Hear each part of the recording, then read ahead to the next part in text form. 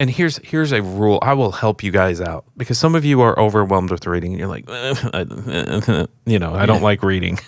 Okay. I get it. I like reading a lot. Mm-hmm. If you don't have to finish a book.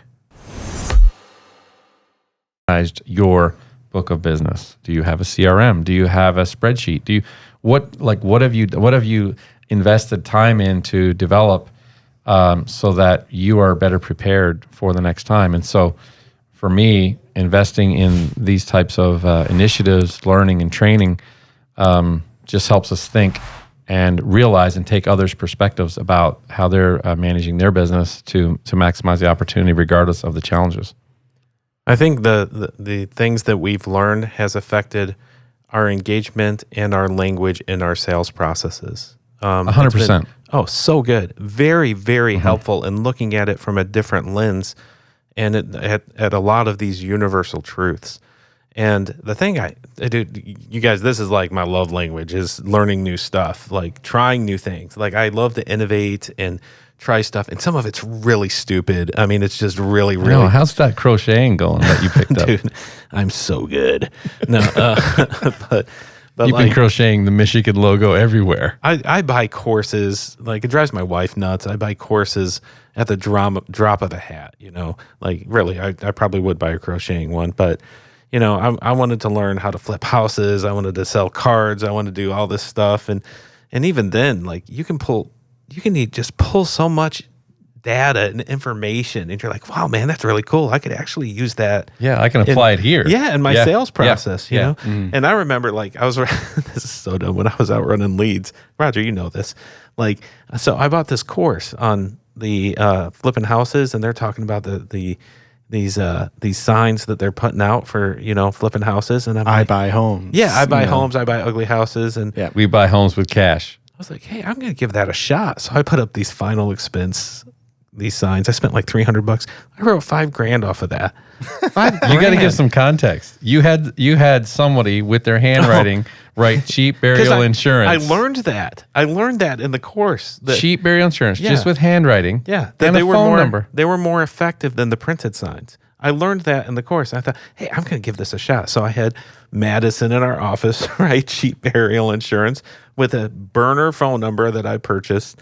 And my sons and I went out and nailed these on the post. Later, I found out that you probably could get in trouble for that by the city. But, they call. I'm like, prank caller. No, they never called me. But I had a lot of people call, and I wrote $5,000. I couldn't believe it. I think I put out 300 to 500 signs. I don't remember how many signs I put out. You didn't put out any. Well, come on. No, I did. My sons and we drove them around, and they put the signs they were out. too short, man. No. You got to put them up high. That's what I learned. You put them up high, people rip them down. You had child labor going on. I paid somebody else to do it too, and all that. But it was a lot of fun. Like, it was fun too. That was the innovating. Other thing. Yeah. There was energy. It was fun to try something. People called, and I just, even if it wins or it loses, I like to try stuff, and I like to learn. It's a blast, man. So, what are some like tangible books that you all have read that have impacted your business that agents could read? I know we've talked a lot about Frank Becker. Is that his name? Yeah.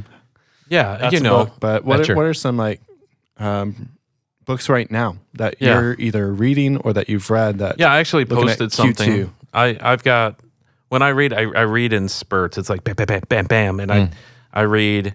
And here's a rule. I will help you guys out because some of you are overwhelmed with reading, and you're like, I don't like reading.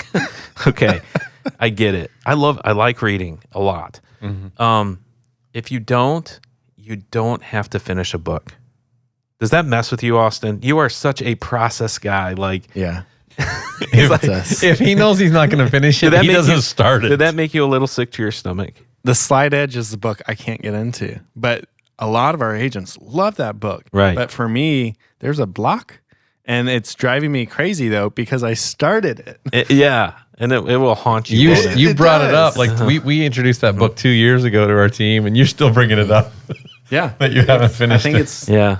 It's just That's I don't funny. know. So I want to free you, Austin. You Thanks, don't bud. have to finish it, and you can actually flip through it and pull out nuggets And if you scan wanted it. to. Like you could literally look at the table of contents and find a chapter that fascinates you and just read that. Like, dude, I am messing with your head right now, aren't I? The only way I'm justifying this is like when I go to the ice cream store, I pick that one flavor and that's all I Yeah. want. And that's what I want. That's what I need in that Every moment. time, right?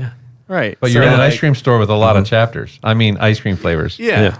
Yeah. So I'm And like, you can go okay. back to it later. You know, you have a relationship with the book. That's how, I kind of look at it. And so if that helps you guys out there, I hope it does. That is a good tip. Yeah, that's $19.99. But so I tend to read in spurts. I like different voices. Like I'm reading Jordan Peterson's 12 Rules for Life. So good. So good. Great stuff. I'm reading a book by Jeb Blunt called Objections. Solid stuff there. It's on sales. I mean, just, Yeah. the idea of objections, what they are, what you're dealing with, the mindset, how your brain's wired to deal with objections. And if you're wondering, like, nobody tells me anything about objections, there's a book. Check it out. And then getting everything you can out of All You Got by Jay Abraham. Great. Well, I'm only 10%, as you can see, but it's a great start. Look at all these books you got on here. There's a whole I bunch of pulled up my other books Kindles. over here that Yeah, he's not even saying. Like First Time Manager, just on how to lead people, be effective, the effective manager, coaching. Sales EQ, Jeb Blount. Yeah. So there's all sorts of good stuff here. But yeah, I love to hear different voices in different areas. I feel like it gives you some 3-dimensional viewpoints, that you can incorporate. So good stuff.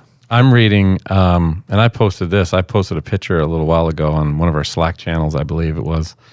Actually, I made a post when I was in Florida a few weeks back about a book that I'm reading right now called Dream Big by Bob Goff. Bob Goff's got a few books. He's got a great podcast. He wrote a book called Everyone Always. He wrote another book called Love Does, and this latest book is called Dream Big. And just great stuff. I mean, I probably should have it in here to show you on the podcast, but it's in the other room on my desk. Another book by Robert Cialdini called Influence. It's an older book, Psychology of Persuasion. Again, it has to do with sales psychology, how people think, framing, how we communicate energy, how we communicate belief. Another great book that I'm reading is a book by Daniel Pink called Drive. Studies, and Daniel Pink is big into like research studies and watching how people react to certain protocols and how they respond to certain actions or environments and what they respond to. And that was it's fascinating to read his stuff because he's got so many studies that go behind it. So some of the studies that you'll hear me quoting even in our courses and teaching are from his stuff. And so that's a book called Drive, Why People Do the Things They Do, What Motivates People. So these are all fascinating things. And it all helps. It helps us with our sales training. It helps us with our communication. Helps me understand what people are looking for and how to better meet people's needs. The other thing I like about it is that it puts you in consistent growth mindset. Like your mind is carving new neural pathways Yes. for you to solve problems in new ways. Like it makes your decision making quicker. It makes your thought process go faster. Hey, Austin here with Life Insurance Academy. We hope you liked this video. If you did, give it a thumbs up and make sure you hit the subscribe button. It's somewhere around here.